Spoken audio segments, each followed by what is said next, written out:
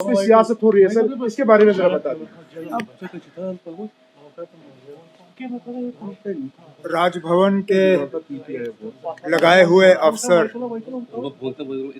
अपनी मर्जी से बिना इलेक्टेड गवर्नमेंट की इजाज़त लिए, बिना कंसर्न्ड मिनिस्टर को कॉन्फिडेंस में लिए बुलडोज़र इस्तेमाल करें। इसका सीधा सीधा मतलब ये निकाला जाएगा कि इलेक्टेड गवर्नमेंट को कहीं ना कहीं बदनाम और जलील करने की एक बहुत बड़ी साजिश रचाई जा रही है।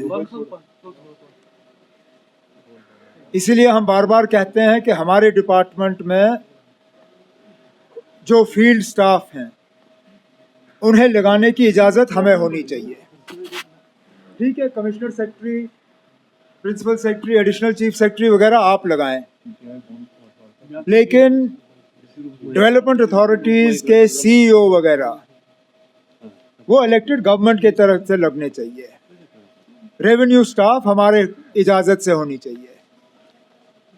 अफसोस की बात यह है कि इन पोस्ट्स पे बिना हमसे मशवरा किए हुए, बिना हमसे बात किए हुए अफसर लगते हैं और फिर वो अफसर कहीं और से डिक्टेशन लेके बुलडोज़र अपना निकाल के कार्रवाई जो है अपनी शुरू करते हैं। इसमें कोई दो राय नहीं है कि ये सब एक साजिश के तहत किया जा रहा है, पर्टिकुलर एक कम्युनिटी को टारगेट किया जा रहा है। अब जब जम्मू की बात करें, क्या जम्मू में सिर्फ यही एक जगह थी जेडीए की जहां पे नाजायज कब्जे का इल्ज़ाम लगा है? मैंने डिपार्टमेंट से अब जेडीए की पूरी लिस्ट मांगी है कि कहां कहां जेडीए की प्रॉपर्टी पे लोगों का नाजायज कब्जा है। मैं भी देखना चाहता हूं कि इस एक शख्स को इन अफसरों ने टारगेट क्यों किया। कहीं उसका मजहब तो इसके पीछे नहीं है, क्योंकि ऐसा हो ही नहीं सकता कि पूरी जेडीए की ज़मीनों पे सिर्फ यही एक नाजायज कब्जे का इल्ज़ाम है।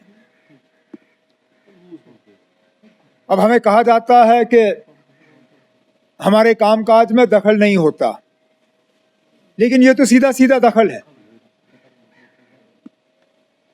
कोई मुझे दिखाए फाइल जहां पे मिनिस्टर को इन चीज़ों के बारे में बाखबर किया गया है या कहीं पे हमसे मशवरा करके बुलडोज़र जो है गैराज से निकला गया है। कोई इस बात के हक में नहीं है कि सरकारी ज़मीन का गैर कानूनी कब्ज़ा हो,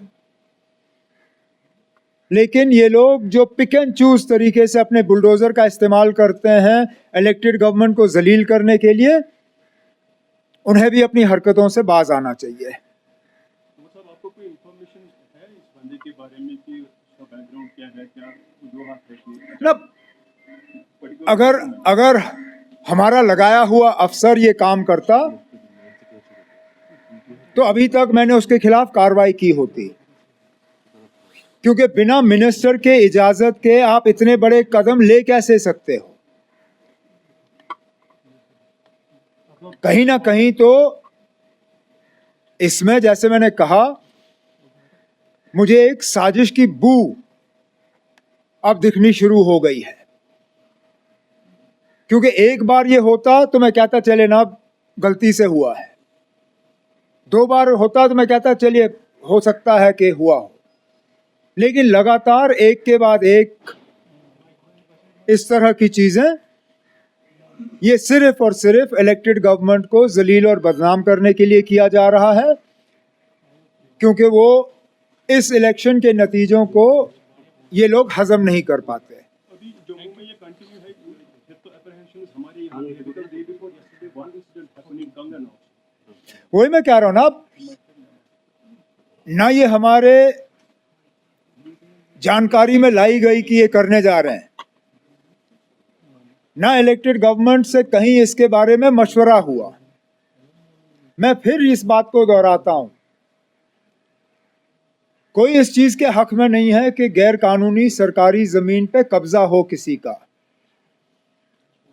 लेकिन कब्जे को ठीक करने का तरीका ये नहीं है कि आप पिक एंड चूज तरीके से करें। लिस्ट निकालिए। मैं अभी कहता हूं, जो जेडीए का सीईओ है, जरा छापे लिस्ट, कल अखबार में डाले, जितनी जम्मू में जमीनें जेडीए की गैर कानूनी कब्जे में हैं, जरा उनका लिस्ट निकाले, अखबार में छापे किन किन के नाम हैं। आप देखेंगे ना कौन कौन लोग इनके पीछे हैं। लेकिन चुन के एक मजहब के बुनियाद पे टारगेट हो और यहां पे इलाका देख के टारगेट हो, इसमें जैसे मैंने कहा ना, आप साजिश के अलावा और सियासी साजिश के अलावा और कुछ नहीं है।